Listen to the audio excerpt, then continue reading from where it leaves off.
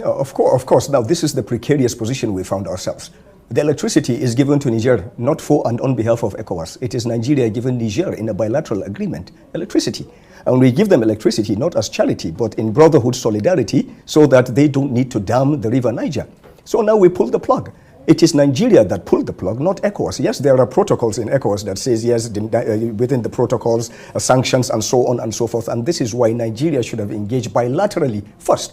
For example, I would have hoped to see the president call in for an emergency National Security Council first, before an ECOWAS summit, emergency summit. Then even from the ECOWAS perspective, there should be an emergency session of the ECOWAS parliament. They are parliamentarians in their respective states. Of course, now, Niger may have pulled out, but they still have that strong center of gravity. Then also, maybe the traditional title holders, the strong ones in Nigeria, the traditional, the religious, and so on and so forth. So there are layers that should have been deployed, but we boxed ourselves into this 7-day ultimatum. And these special operators, when you give them an ultimatum, they will dig in. Then we need to have back-channel discussions. Instead of going to Algeria and Libya, I would have chosen to go to to Mali, and perhaps even Senegal. If I go to Mali, I know. Like we say here in Nigeria, the crisis in Niger, don't they get K-leg?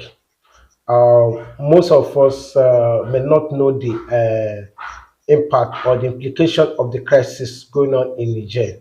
For some of us who may not know, Niger is Nigeria's neighboring country and seems to be Nigeria's closest ally. Niger's economy is dependent on Nigeria widely. Niger enjoys about 70% to 80% electricity supply from Nigeria. In fact, Niger's economy is dependent on Nigeria 100%. That not just that, Niger is very close to Nigeria in terms of the fact that the northern part of Nigeria and southern part of Niger Republic are almost like the same family, or the same language, the same family, kind of the same religion, the same culture and tradition and all those stuffs. So there is so much affinity, there is so much between Nigeria and Niger Republic. In fact, Niger Republic is actually an extension of Nigeria, for some of us who may not know it. And that is not just that, there is so much most of the soldiers, military men in Niger Republic were trained in Nigeria. And so the crisis in Niger is not just a crisis in another nation, it's more like a crisis in Nigeria. The coup in Niger has an implication on Nigeria. It has a strong impact, a strong implication on Nigeria. And from the way things appear at the moment, military action is not an option. That's judging from what experts are saying. In fact, most diplomats are saying that military action is not an option at all, because if there is for any military invasion in Niger Republic, the adverse effect on Nigeria will be huge. We'll be joining Arise TV to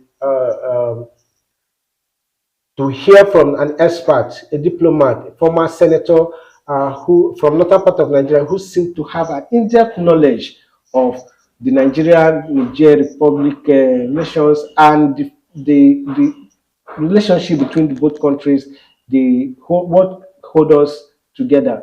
Like I said earlier, Niger is not just another country. Niger is more like an extension of Nigeria.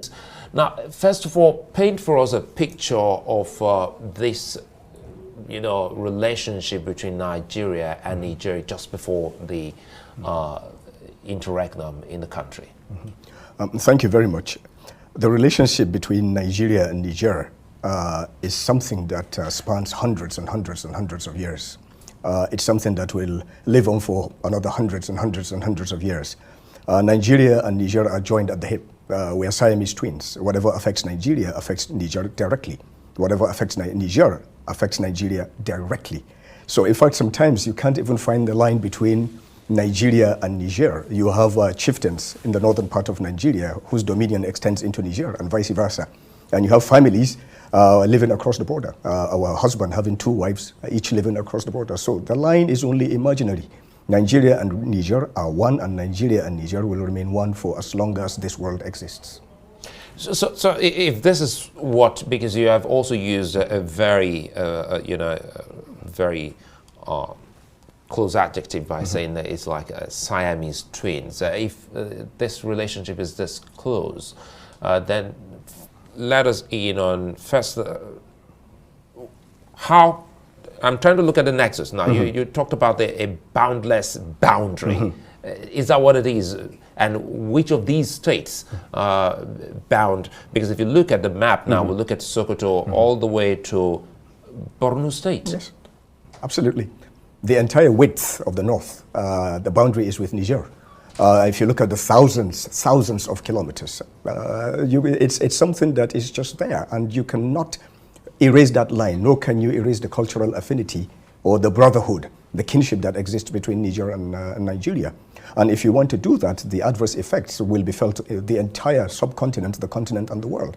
We're fighting with Niger in the MNJTF. If Niger removes itself from the MNJTF, what becomes of the MNJTF?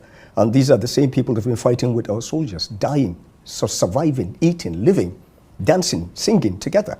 So our relationship with Niger on a bilateral level is stronger than our relationship with any other country in terms of bilateral relationship. The unfortunate situation we find ourselves here is the burden of command on President Bola Ahmed Tinubu, who is chairman of ECOWAS, but also the president of the Federal Republic of Nigeria. So ideally, the discussion should have started internally going out. So as federal government, President of the Federal Republic of Nigeria, looking at our bilateral relationship before speaking as President, Chairman of the ECOWAS. So now we've boxed ourselves in, and we are talking from outside inwards. And it is not very comfortable for our bilateral relationship. First, it is bilateral, then multilateral. So these are some of the problems that we have. And the problem in Niger is something that there are people, there are institutions, there are layers in Nigeria easily could have picked up the phone and resolved this issue. But the question we should ask ourselves is, what happened? At what point did our horizon scanning capacity degrade to the point that we didn't see? Or did they reach out and they knocked on the doors and we didn't answer? Or were we not listening? Or were we too busy with other things happening in the country? Yeah, well, for time, we won't go back to looking at why coup, but again, we're trying to look at what next to be done to bring about a solution to what is happening in Niger and with Nigeria as a very close neighbor. Now speak to us on, if you say Nigeria and Nigeria, they share this cultural affinity, religion, and many more. The Sultan and Nigeria's former leader, Abdulsalami Abubakar, they've been asked to go speak with the leadership and also perhaps also have a meeting with Mohamed Bazoum. That's a starting point, isn't it? Yes, it is. But you sent this delegation to deliver a message. You can deliver a message and get the answer immediately. So again, it's the process. And this delegation went on behalf of ECOWAS, not on behalf of Nigeria. Up till now, no one has gone on behalf of Nigeria.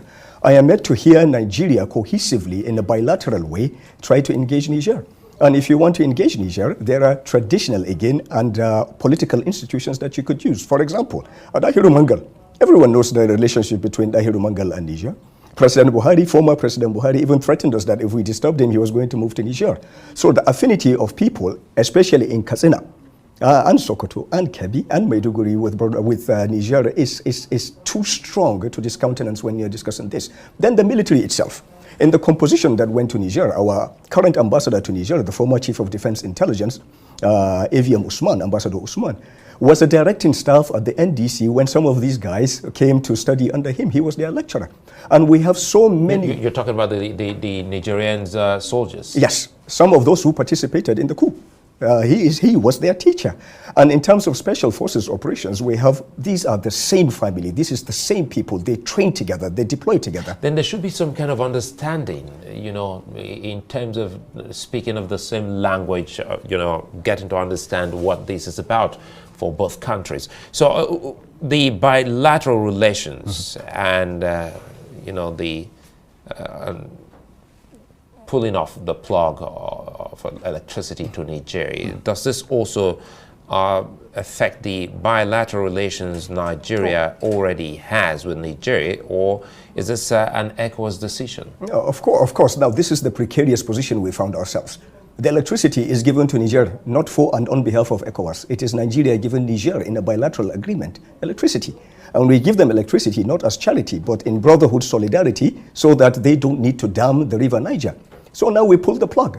It is Nigeria that pulled the plug, not ECOWAS. Yes, there are protocols in ECOWAS that says, yes, within the protocols, sanctions and so on and so forth. And this is why Nigeria should have engaged bilaterally first. For example, I would have hoped to see the president call in for an emergency National Security Council first, before an ECOWAS summit, emergency summit. Then even from the ECOWAS perspective, there should be an emergency session of the ECOWAS parliament. They are parliamentarians in their respective states. Of course, now Niger may have pulled out, but they still have that strong center of gravity. Then also, maybe the traditional title holders, the strong ones in Nigeria, the traditional, the religious, and so on and so forth. So there are layers that should have been deployed, but we boxed ourselves into this 7-day ultimatum.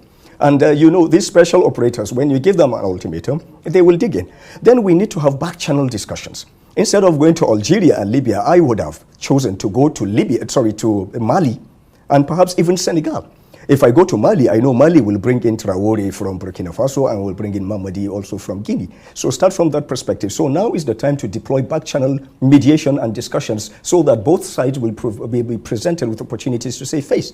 Otherwise, the more we dig in, the more they dig in. But for the record, Nigeria does not want a war with Niger. And it's not Nigeria trying to go to war with Niger. This is a misunderstanding that mischievous people are taking and putting out there. But do the Nigerians also know this? Because we've seen pictures and images of some kind of protest that is targeting the Nigerian government.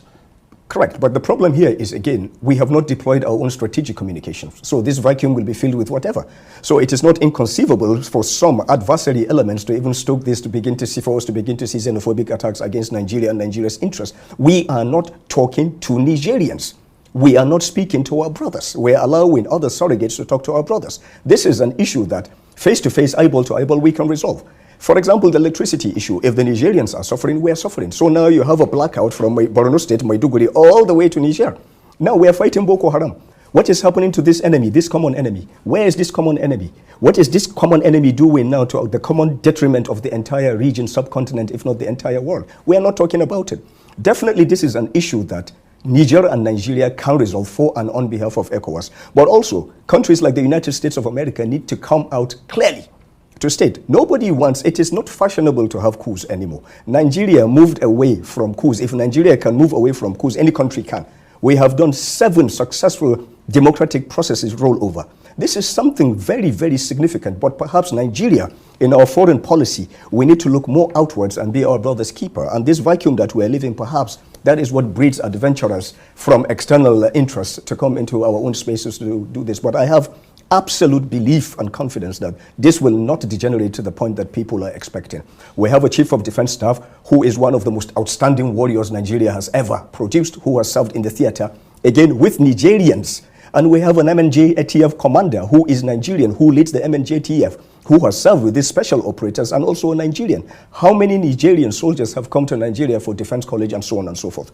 Also, nobody is talking about the Lake Chad Basin Commission. That's a very, very strong tool. We have an executive secretary that is Nigeria. Also, the Nigerian parliament. I heard some people saying President Bola Ahmed Tinubu sent for requests. That is fictitious. You don't do that. They do not know the concepts of the diplomacy of war and what the constitution says about war. No, so you send the communication we hear that the president has sent to the National Assembly isn't true? My brother, if there's such a communication, when more sensitive documents have leaked, you would have seen it by now. And there's absolutely no reason to do that, because even within the constitution, there are parameters that must be set before the president can do that to the National Assembly. First, he has to build consensus. To build that consensus, he must have a National Security Council meeting. The governors must be a part of it. Other layers of Nigeria must be a part of it. We must notify other institutional entities before the final step, go to our National Assembly to seek for a declaration. None of these steps have been taken. None of them have started. So it's mischief makers, again, because we have a very weak strategic communications regime that are taking advantage of this. So even the adversary, the insurgents, can plant certain things now. This is the best radicalization for them, to show that, look, democracy, look at what is happening. Brother is about to kill brother just because of power. So we need to pull back. Nigeria must be the adult in the room. This is a God-given position. We didn't ask for it. We are the big brother, and we must play the big brother role. And we're looking at the 48 hours, which is ticking away. By Sunday, it will elapse. So in diplomacy, sometimes when you give such statements, it's always difficult for you to back down. So what should be the solution? What is the solution is being done. And it's something that we cannot discuss on national TV, unfortunately. There's a lot of movement. There's a lot of shuttle diplomacy. There's a lot of interdiction diplomacy. There are many, many layers that perhaps should have been kickstarted long ago, but better late than never. The deadline will come and go and nothing will happen. There will be extensions. There will be a peaceful resolution of this problem. And perhaps this provides a solution. All the time we talk about ECOWAS is ECOWAS of states. Now we will be forced to talk about ECOWAS of peoples, because if Niger can reach out to Mali, reach out to Guinea, reach out to other, it shows that really ECOWAS of states is working to a certain extent, but what we need to do is to build ECOWAS of peoples. Otherwise, even if for God forbid there's going to be deployment, at the end of the day it will be Liberia and Sierra Leone all over. Nigeria will carry the brunt, will send the troops and so on and so forth. ECOWAS of people, this is the solution. Secondly, the ECOWAS Parliament needs to have legislative powers. If the ECOWAS Parliament had legislative powers, we wouldn't be talking about National Assembly. The CDSs will not be coming to Nigeria. Our own president, chairman of ECOWAS will not be speaking. It will be the Parliament speaking, unless and until all parliamentary mechanisms for resolution are exhausted before it goes to the level of the executive. So with all the distractions that we have, this should not be another distraction. We are winning the war against terror. For and on behalf of the region, for and on behalf of the continent, for and on behalf of the world. We must not lose focus. We must bring this war to conclusion. We must support this government. We must support these service chiefs and intelligence chiefs. And we must support and promote peace between Nigeria and Niger. Listening to you, is it safe to now say the era of Mohamed Bazoum is gone? Well, this is an internal issue. It has nothing to do with us. When you go to mediate and negotiate, up till now, we have not even begun to talk about CBMs, confidence building mechanisms. It's give and take.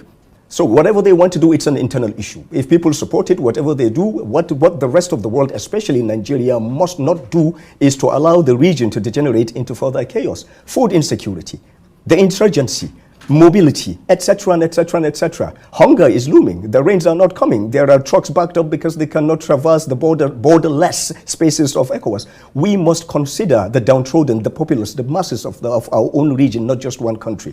It is, well, governments come, governments go. That is an internal decision. What the outside world can do is to mediate and provide platforms and safety conduits for a peaceful, amicable resolution. But that is purely an internal issue. Nobody can force another country and say, my opinion, you must do this, you must do that. However, it's like the Afghans and the Americans, and the whole world, as a matter of fact. They say, and I quote, we want to be a member of the Committee of Nations. We want to be a part of the world, but we don't want the world to interfere in our internal affairs. This is our affairs. And even when you want an intervention, there are conventions, United Nations conventions. When you're unable to support, to secure your populace, then you reach out and you look for help. But you can't come and say you're going to forcefully go in. Yes, there are protocols within the ECOWAS regime, the protocols that ratify and define these things. But if you look at it now, there are dissenting voices within the ECOWAS. Some are aligning with them, others are aligning with others. But for Nigeria particularly, Niger is the buffer between us and Libya.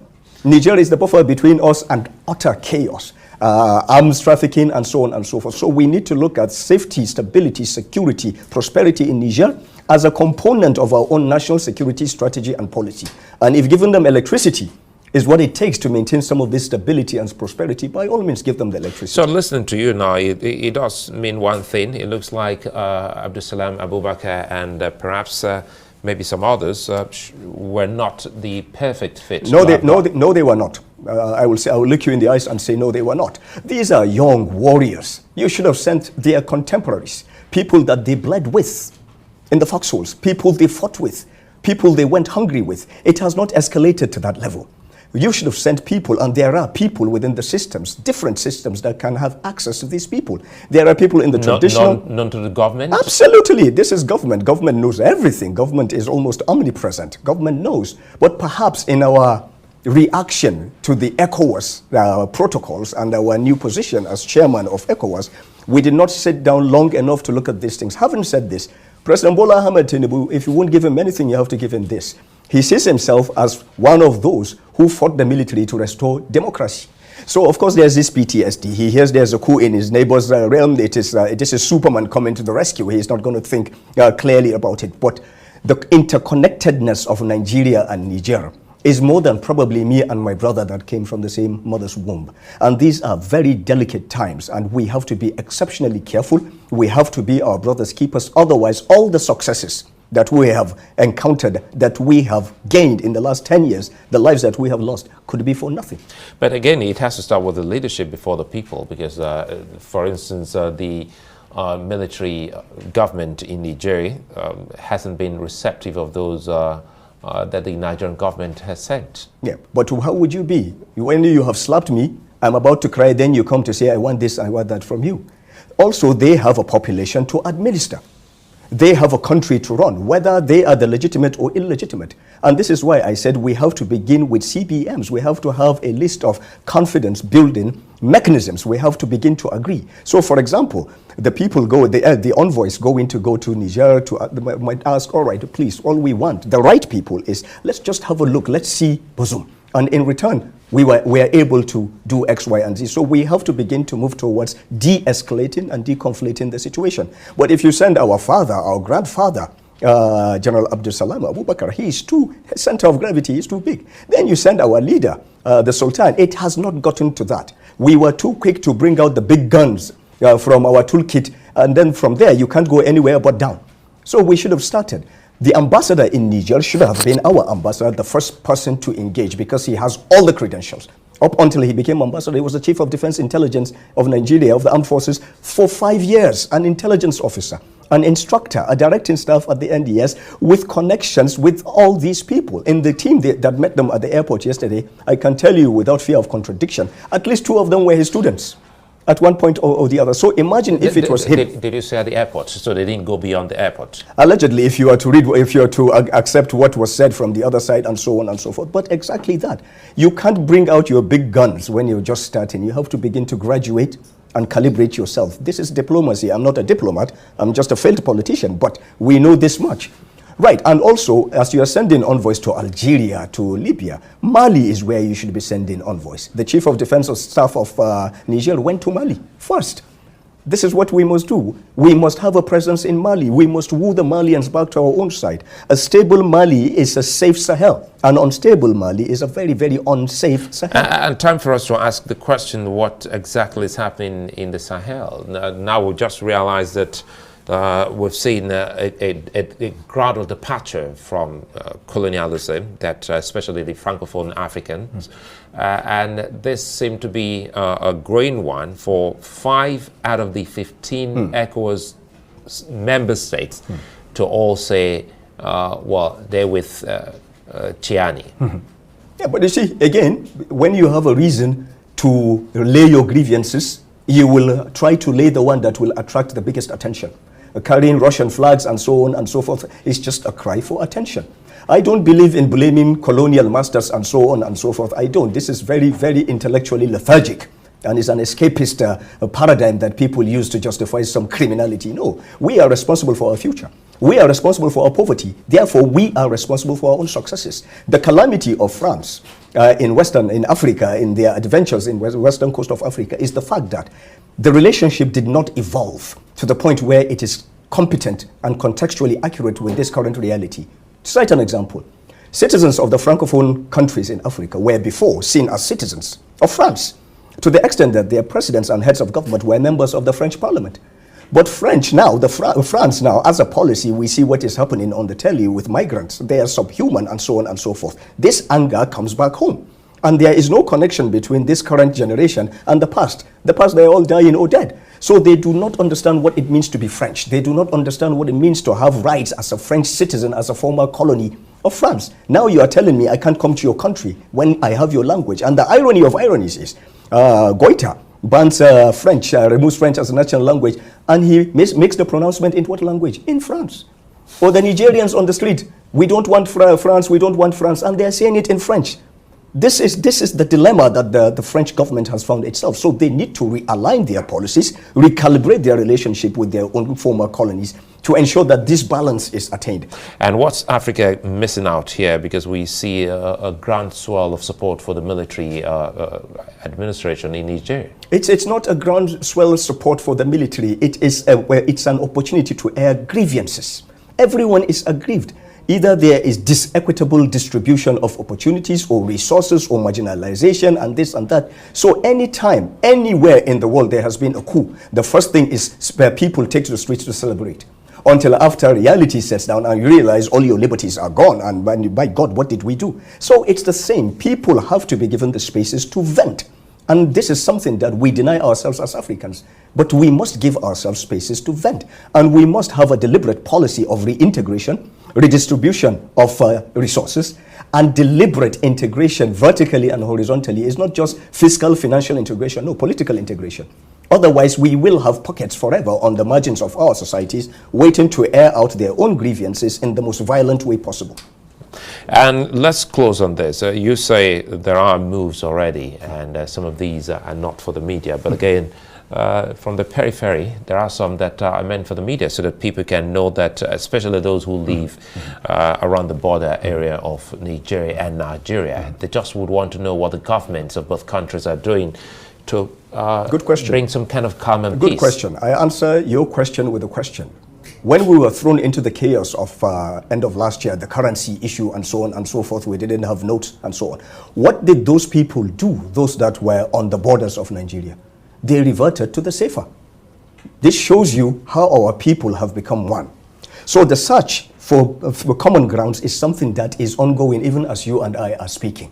But we shouldn't allow it to take too long to fester, because we have adversarial forces from other parts of the world that will take advantage of this, and we have internal saboteurs that may capitalize on this. So if I were President Bola Ahmed Tinubu, strategic communications, and I would dispatch my NSA with a group of people that we know have the requisite center of gravity to embark on shuttle diplomacy. And this is without prejudice to what I do not know. One thing I know for certain is whatever needs to be done, can be done, is being done for us to have common grounds to move away from this. Yes, but unfortunately sometimes because of statements that have been made, we have to find ways to save face for both sides so that we don't seem to look as if we capitulated out of weakness. In other words, there is hope. Absolutely. Aliyu Gabi, it's a fine place for us to leave it. Thank you.